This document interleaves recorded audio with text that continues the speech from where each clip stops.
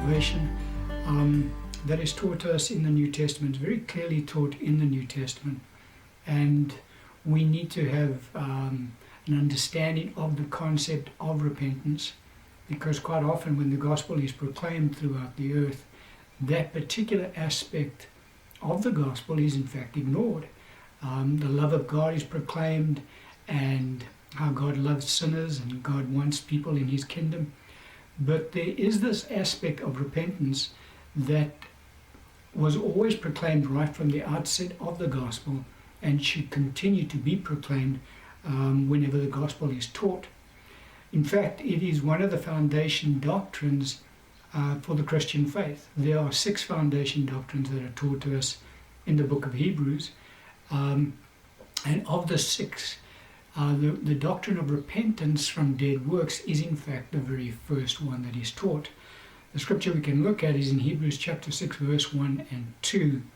Scripture says, "Therefore, leaving the discussion of the elementary principles of Christ, let us go on to perfection, not laying again the foundation of repentance from dead works, and of faith toward God, of the doctrine of baptisms, of laying on of hands, of resurrection of the dead, and of eternal judgment." And those are the 6 foundation doctrines that every newborn believer should have a very clear understanding of. In Hebrews chapter 5, just prior to this passage that we've read now, the writer of the book of Hebrews refers to these doctrines as in fact the milk of God's word. That's why he refers to it as the elementary principles of Christ.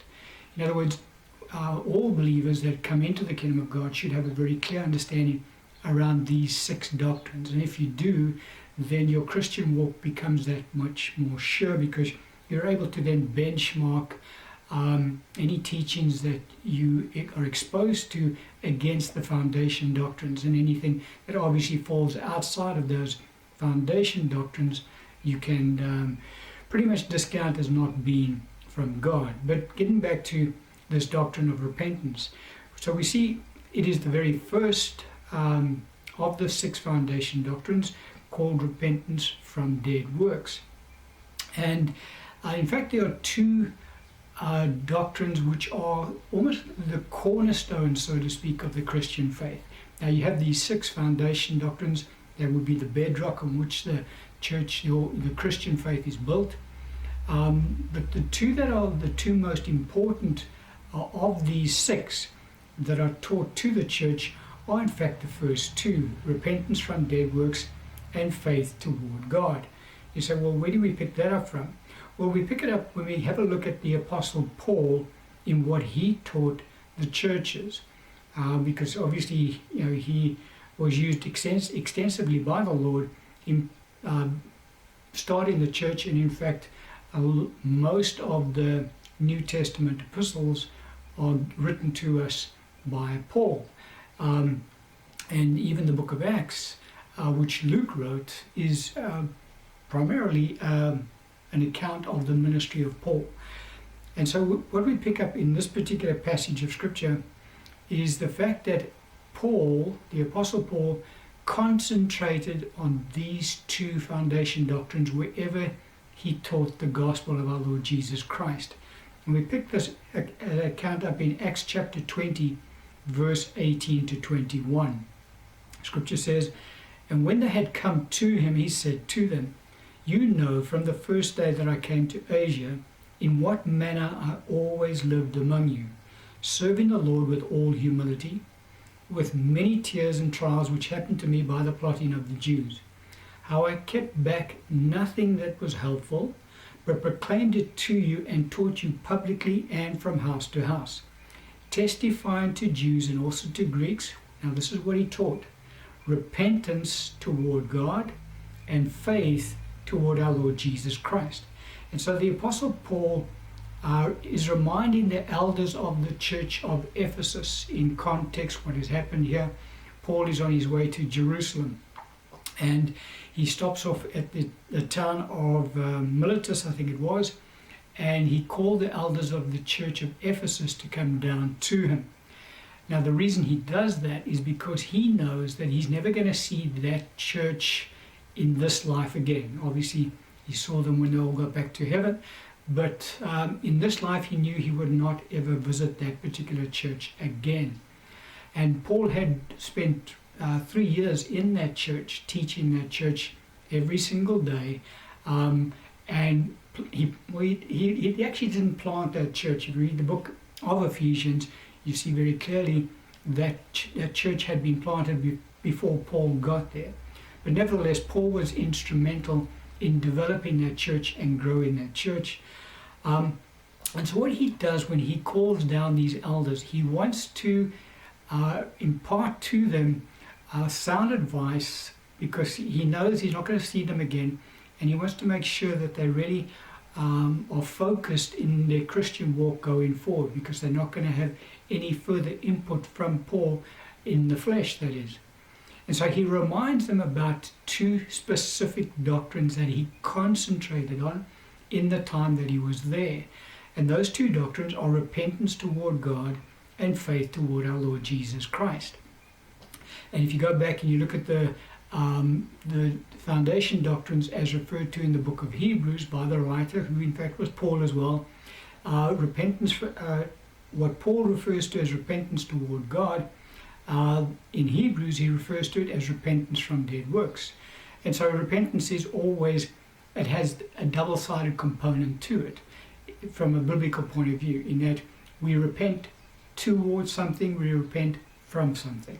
So that's exactly what repentance from dead works is. It's repentance toward God. So it's 2 sides of the same coin.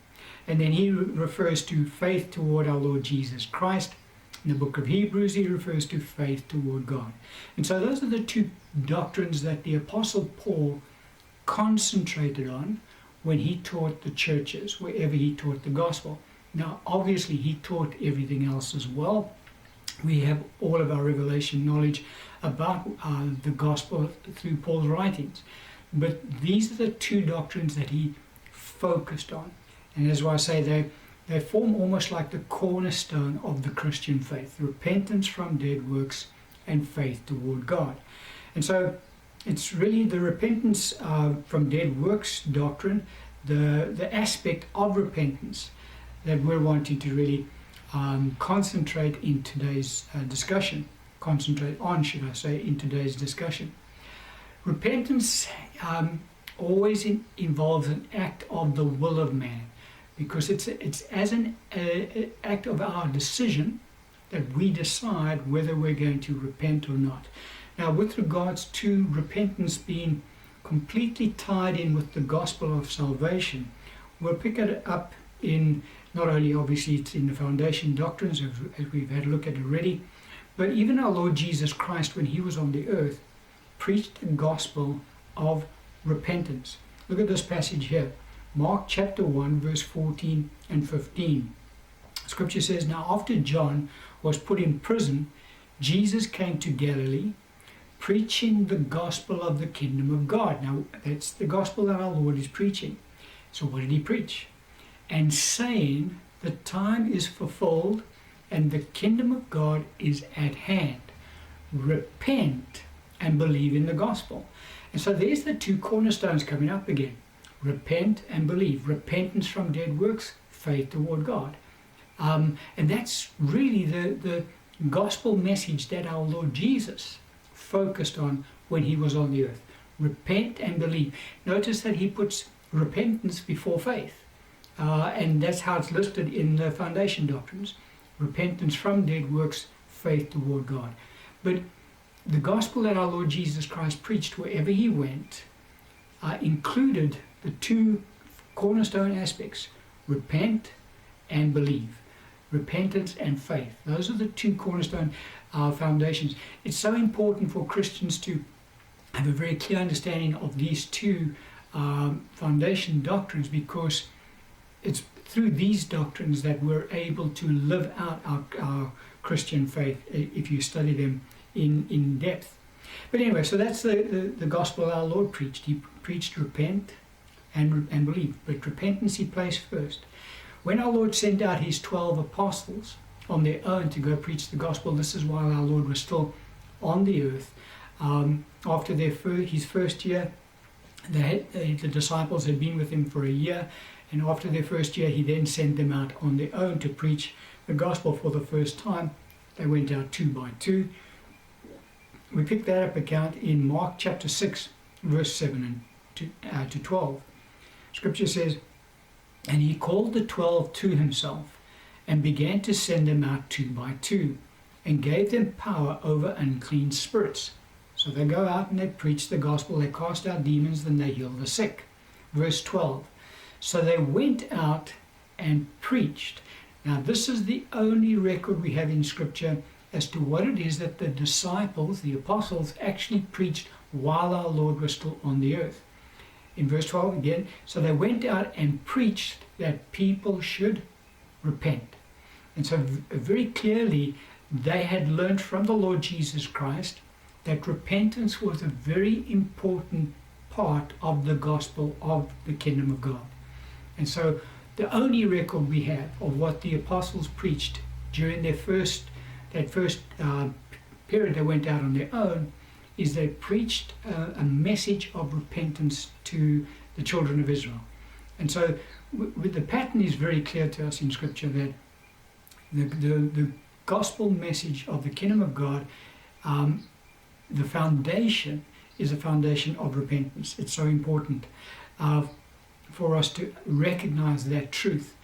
When the Apostle Peter preached his very first sermon after the day of Pentecost, it involved a message of repentance. Let's have a look at the account. Acts chapter 2, verse 37 to 41.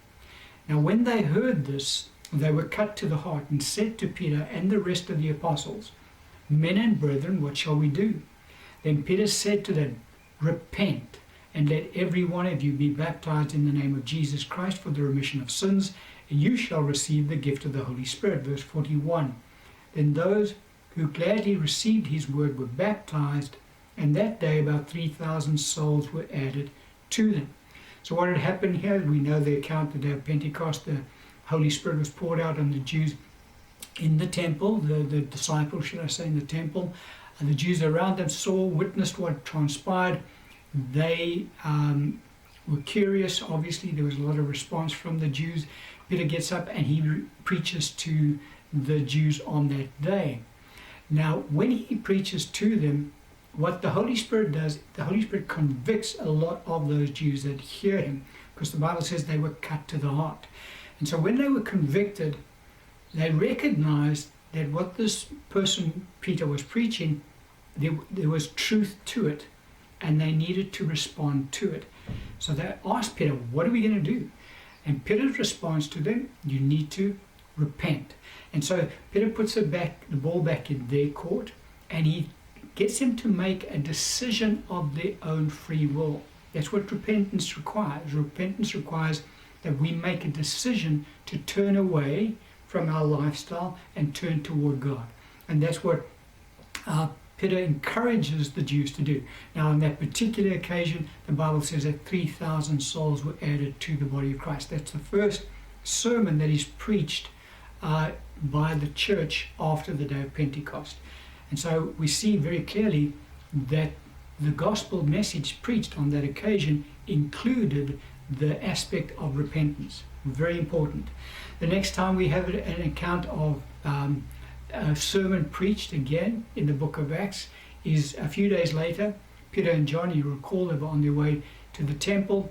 They healed the crippled man, and Peter again preaches to the Jews. And look at this account. Acts chapter 3, verse 12 to 26. "So when Peter saw it, he responded to the people, 'Men of Israel, why do you marvel at this? Or why look so intently at us as though by our own power or godliness we had made this man walk?' Verse 19. "Repent, therefore, and be converted, that your sins may be blotted out, so that times of refreshing may come from the presence of the Lord." Verse 26. "To you first God, having raised up his servant Jesus, sent him to bless you in turning away every one of you from your iniquities." And so there again, Peter's preaching repentance, and he gives us some insight as to what that repentance is. He said, turning away from your iniquities. And that is what repentance is. Repentance from dead works, repentance toward God.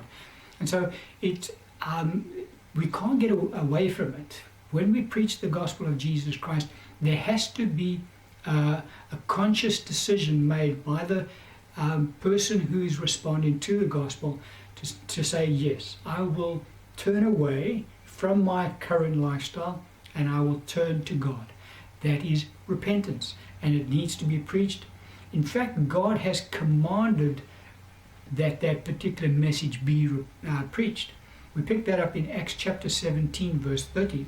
The Apostle Paul speaking, and he says, truly, these times of ignorance God overlooked, but now commands all men everywhere to what?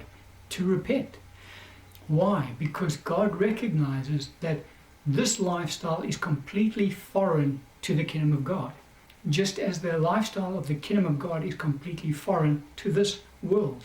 And so, in order for the believer to experience the kingdom of God, they have to turn away completely from this life and turn to the kingdom of God and embrace that life. That's essentially what Bible repentance is. But it's a commandment of God. Paul, in context here, is preaching in the city of Athens to the Gentiles, and he's explaining to them the gospel. But he talks about the fact that God has commanded all men everywhere to repent. And then we see Paul also relating his account of when our Lord Jesus, you recall our Lord Jesus appeared to Paul on the road to Damascus, and on that occasion our Lord had quite a long discourse with Paul, and he gave him some insight as to the type of gospel that he wanted his apostle to proclaim to the church.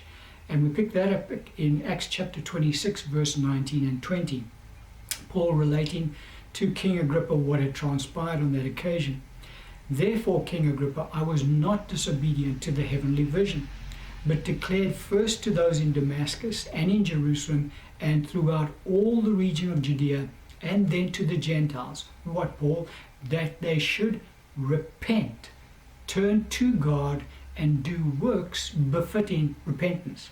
So there again, the Apostle Paul, the aspect of repentance was an integral part of the gospel that he preached. All of the apostles, our Lord Jesus Christ. And it's a foundation doctrine in the church. And so repentance is essential for one to embrace the kingdom of God. One has to make a decision. I turn away from this life that I've been living, and I embrace the kingdom of God, and I turn toward God. I repent from my dead works, and I turn to the Lord Jesus Christ. So repentance is such an important part of the gospel. It should not be ignored. It should not be glossed over. Many come into into the church under the illusion that God's quite comfortable with their lifestyles that they're living now. He just wants them to get into heaven. Not at all. God wants them to forsake their lifestyles that they're living now. No matter how good or how wicked a lifestyle it might be, in God's eyes, it is not anything like the lifestyle that He expects His saints to live in His kingdom. And that is why repentance is such an important part of the gospel of our Lord Jesus Christ. We're going to end the teaching on that.